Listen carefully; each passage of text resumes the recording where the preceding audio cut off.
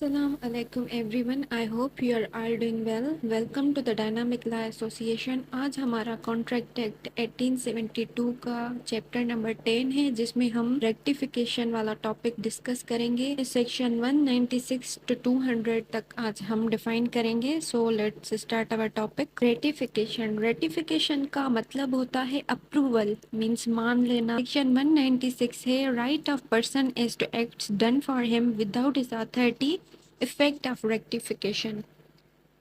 Where acts are done by one person on behalf of another, but without his knowledge or authority, he may elect to ratify or to disown such acts. If he ratifies them, the same effects will follow as if they had been performed by his authority.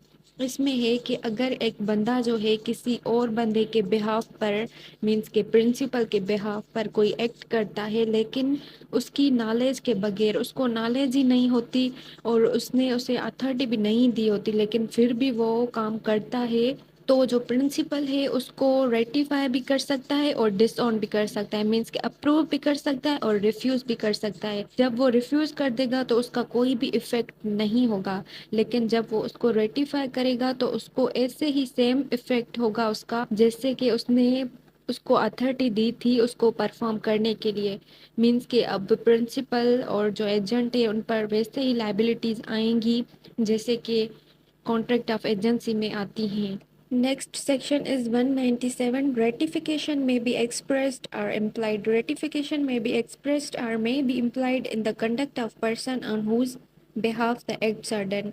इसमें है कि जो principal है वो उसकी जो ratification है expressly भी हो सकती है और इम्प्लाइड भी हो सकती है। मीन्स के प्रिंसिपल के कंडक्ट से अगर शो हो तो फिर वो इम्प्लाइड रेटिफिकेशन है, और एक्सप्रेसली तब होगी जब या तो वो रिटन फॉर्म में दे या फिर उसके स्पोकन वर्ड्स हों।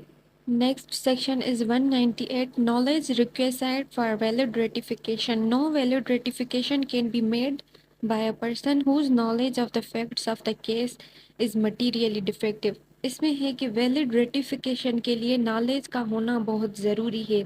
अगर जो प्रिंसिपल है उसको नॉलेज ही नहीं है, मीन्स के फैक्ट्स जो हैं डिफेक्टिव हैं, एजेंट ने जो उसको फैक्ट्स बताए हैं वो सही नहीं है, इससे एजेंट ने डिफेक्टिव फैक्ट्स बताकर जो रेटिफिकेशन हासिल की है, तो अगर प्रिंसिपल ने अप्रूव दे भी दिया है, उसको रेटिफाई कर भी दिया है, तब भी उसका कोई भी इफेक्ट नहीं होगा, बिकॉज फैक्ट्स आर डिफेक्टिव। क्योंकि रेटिफिकेशन के लिए रियल फैक्ट्स का पता होना प्रिंसिपल को बहुत ज़रूरी है। Next section is 199. Effect of ratifying unauthorised act forming part of a transaction.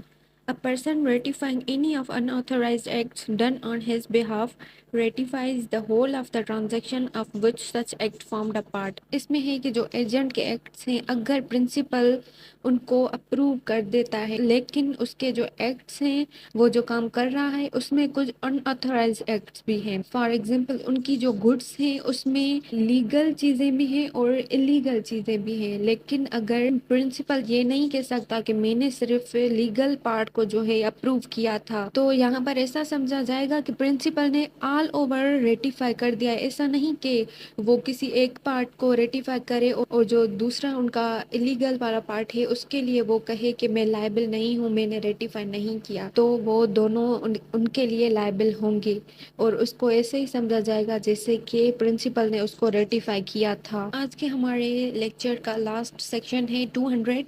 Ratification of unauthorised act can not injure third person.